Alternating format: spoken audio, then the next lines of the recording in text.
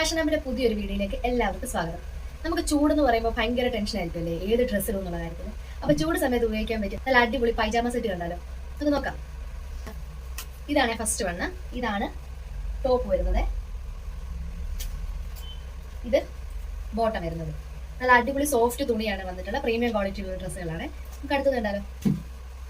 ഇതാണ് second വണ്ണേ. Top വന്നിട്ട് ഇങ്ങനെയാണ് വരുന്നത്. പാന്റ്